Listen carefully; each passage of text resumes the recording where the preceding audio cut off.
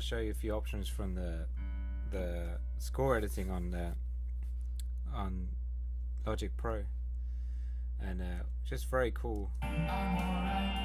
Just being able to see the score. I love seeing the score, so I'll show you the score here. I'll just show you the parts. I don't like having this open, but you can see the parts on this side here. I can select instruments. You can see which instruments which. Actually, having said that, right away I can see an error there. My drum part starts as a drum part. See all those hi-hats. But then it becomes, in the next bar it becomes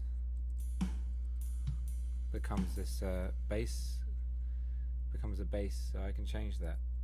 And if I go to that part,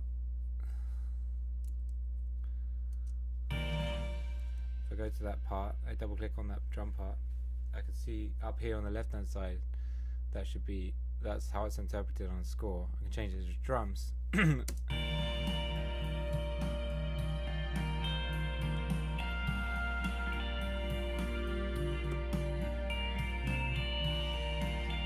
Right, so you can see my bass part there. Just get rid of that menu.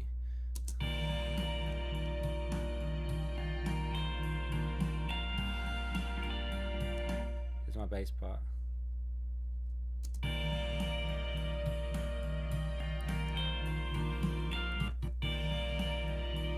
So that rhythm there, obviously there's something wrong with the notes there. So I can move those notes. So if I press Alt and I press right hand arrow, it's going to move that note to different values. If I want it to be longer, I can make it longer. If I want to move it, sometimes it creates this problem of moving. See the way it's moving it, it's not what I want it to be.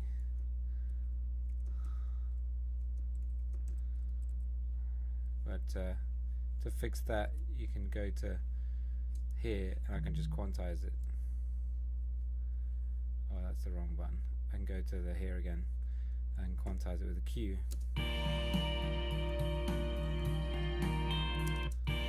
There you go. There's my MIDI part. Say if I want to move that note up and down, press Alt to go down.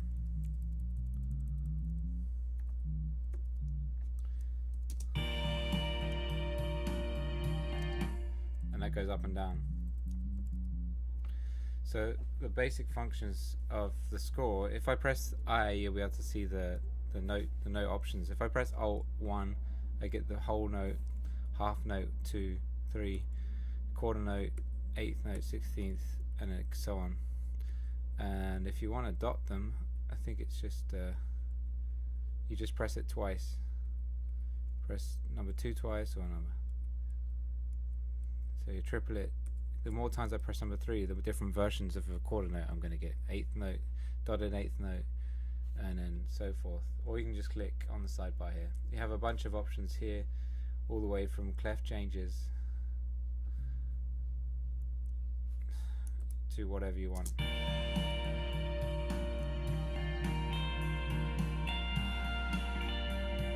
If I press this arrow up here, I can see all the parts. So it's nice to edit parts like this and see what they're doing, the mechanics of that part. If I go to the arrow here, I can see all of the parts together.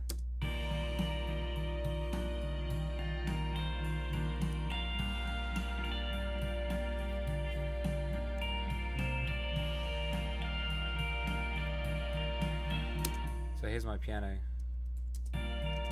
If I press S, now I've clicked on the part, and if I press S on the keyboard, I can solo the part.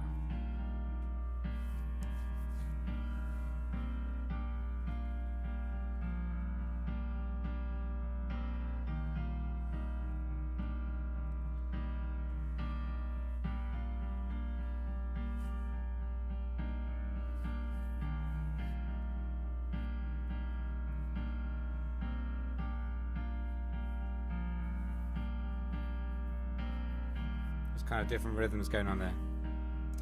So what you can do now is you can look out for accidentals and maybe shouldn't be there. Like, it might not be. It's like a -7, I think. E flat -7. It's okay. That's okay, but I could get rid of it.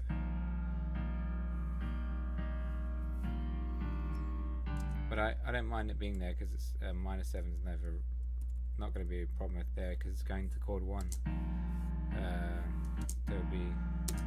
It'll be maybe it would actually.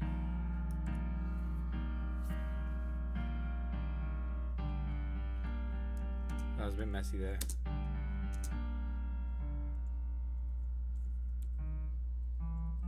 So what note is that? That's a D.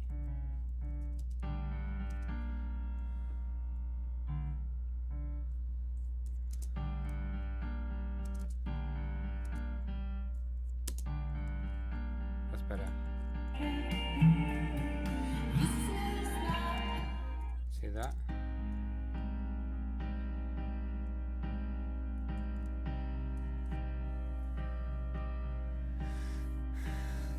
It might be quantized.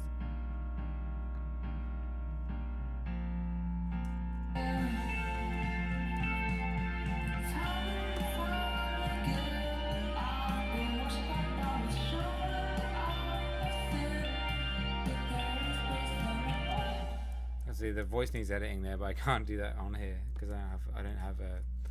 I mean, you can do some voice editing, but timing and things, audio is a bit harder to work with than MIDI.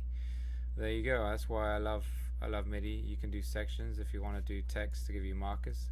So if I really like the song and I want to get some character, I like to give it character because it gives it kind of a feel of character. So I can put the I'm okay up here. I can put the tempo marker in here. Quarter notes are 105 beats per minute, and you can do sections too. So if you have like a verse section, so if I'm going through the sections like this,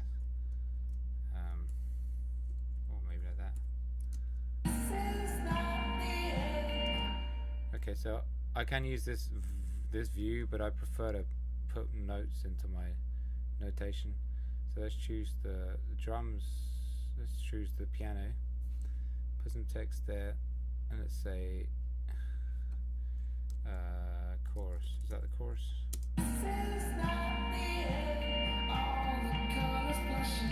That's the bridge.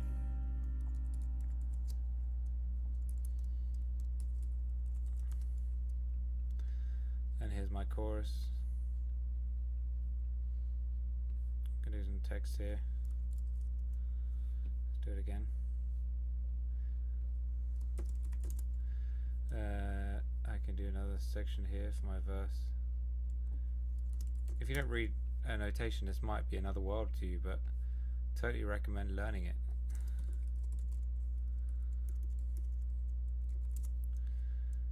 Do score reading. Your brain will pick it up on its own. It's incredible what your brain is capable of picking up. You just read and read and read, and then all of a sudden it's like a child.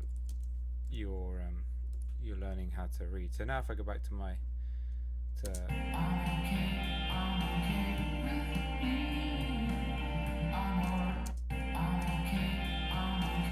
see my chorus marker there. Sometimes I like to do like the writing in, give it a bit more character. You know, give it some kind of spoken character.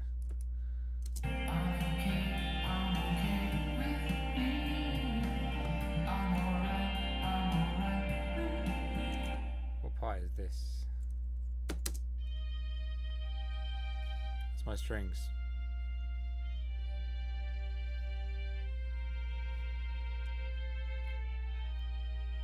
So the whole thing needs to be in treble. There's no, I didn't play any bass notes. So I can go here and then turn it all into treble. If I click here, I had to click on it first, then treble. That's what I did wrong. There you go. Oh, and then it goes changed again. Let's do it again here. Let's see, stays treble. Bit messy, really. I didn't really write it out. I kind of improvised it in, and if you have enough time, don't have time to do that right now, but you would go to your violin part and you'd write it in, just like we had it there. So it starts here. You would write it in. Maybe you could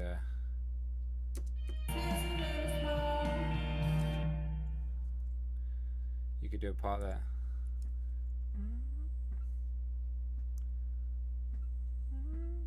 I hear da da da da da da.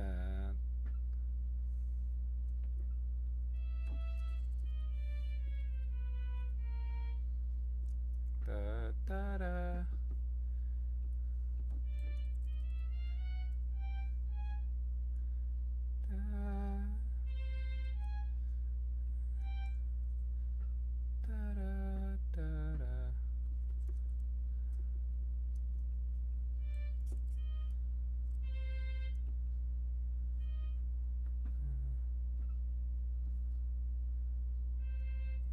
Maybe that worked. It's too quiet, isn't it?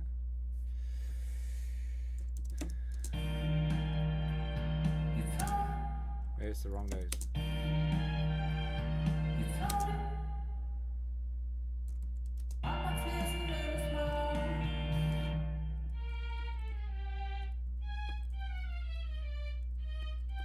That's it.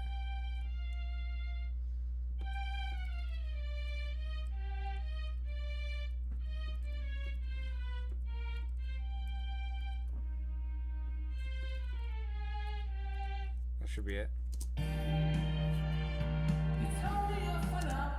want it to last long time, and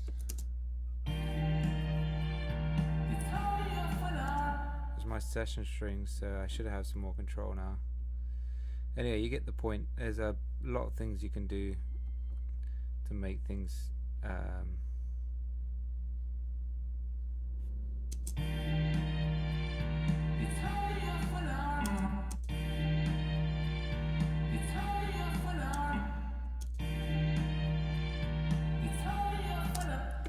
and there's so many things you can do when you're not improvising in. When you improvise in, you get this big old mess, and that's fine. I guess it's fine for pads and some things, but